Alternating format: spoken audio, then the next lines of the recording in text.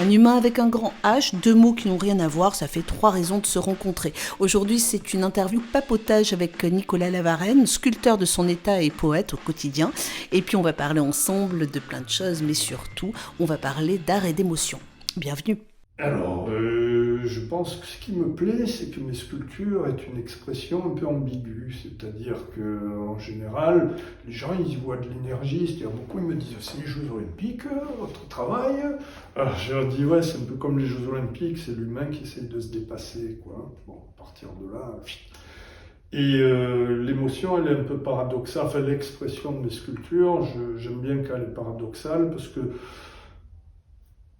j'ai constaté personnellement, n'est-ce pas, que dans la souffrance ou dans la jouissance, n'est-ce pas, nous avons à peu près les mêmes types d'expressions, qu'elles soient vocales, qu'elles soient faciales, qu'elles soient corporelles.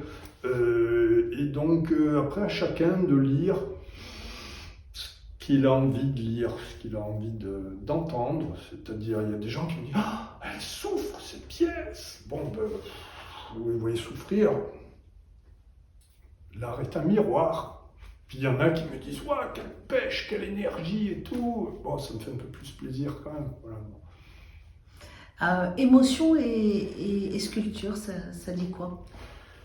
Eh bien, émotion et sculpture, donc l'art est un miroir et je pense que chacun il va y trouver des émotions qu'il a en lui, ou pas, hein, puisque l'artiste il propose, le spectateur, mais il dispose. Hein. Moi, en général, je ne suis pas là pour expliquer ce que j'ai voulu dire.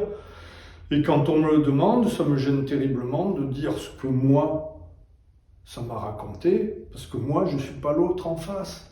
Après, des fois, je tombe sur des gens qui me racontent exactement ce que m'ont raconté mes sculptures.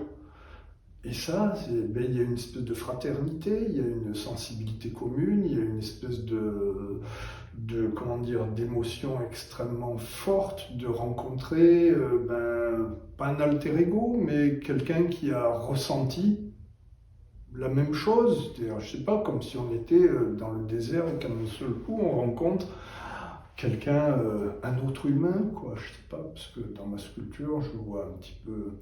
Moi, j'y vois de l'humanité. Bon, après, chacun voit ce qu'il veut. Pourquoi tu sculptes, en fait? Pourquoi je sculpte, si je le savais? Il y a des fois, je me dis, pourquoi je joue pas aux boules comme les autres? Pourquoi je regarde pas les matchs de foot comme les autres? Parce que la vie, elle m'a amené là. Et parce que j'ai besoin de... Oui, je dessine aussi, mais le dessin, c'est...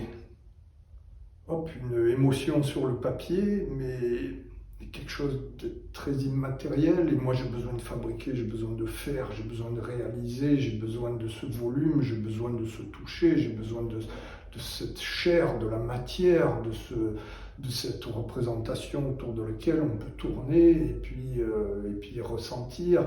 J'ai besoin non, j'ai cette... c'est pas un besoin, si, c'est un besoin sans doute, sinon j'en serais pas là. D'occuper l'espace. C'est-à-dire, moi, dans une sculpture, j'essaie aussi d'occuper l'espace, c'est-à-dire qu'elle soit présente, qu'elle soit vivante dans l'espace. Voilà. C'est quoi la plus belle émotion pour toi? La plus belle émotion, c'est l'ensemble des émotions. Okay. Et qu'est-ce que tu aimerais qu'on retienne de toi? Ouf, ce que vous voulez bien. Non, mais de cette interview, qu'est-ce que tu voudrais qu'on retienne? Ah, eh ben, j'espère de la joie de vivre, de la curiosité, de chercher justement ce qu'on a en soi. Moi, je dis souvent, à l'école, on m'a toujours dit à quoi j'étais mauvais, on m'a jamais dit à quoi j'étais bon. Ben, juste, par exemple, l'autre jour, donc j'avais une exposition à Bandol, et puis la municipalité m'a demandé si je voulais bien accueillir des classes d'enfants. Je leur dis surtout, surtout. Parce que ben, c'est tous les enfants, je trouve ça tellement important qu'ils sachent qu'on leur montre la vie, quoi. Après, ils font le choix dans tout ce qu'on leur montre, mais qu'ils soient au courant que l'art existe et qu'il y a des œuvres d'art et puis qu'ils ont le droit de les regarder, que ça a été fait pour eux, même s'ils ne sont pas capables de les acheter et tout, ça a été fait pour communiquer, quoi, pour communiquer. Si je te dis que émotion, l'étymologie, c'est émovere, se mouvoir, avec tes statues, enfin tes sculptures qui sont justement dans le mouvement, ça évoque quoi?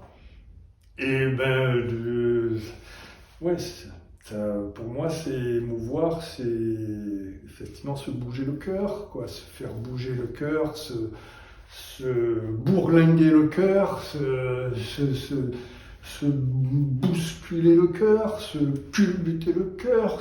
culbuter l'âme, se vivre, se prendre des badoles, aussi bien des badoles en creux que des badoles en bosse, c'est-à-dire aussi bien que ton cœur te sorte de la poitrine de joie, d'amour, d'émotion et tout, que aussi bien des fois tu te prends des valises dans ta vie, que tu as le cœur en creux, quoi, tu vois, qui te démonte totalement le moral et tout ça, ben, ça fait la vie, quoi, le parcours de la vie qui t'amène à avoir vécu ou alors d'avoir subi la vie, quoi. Voilà, ouais.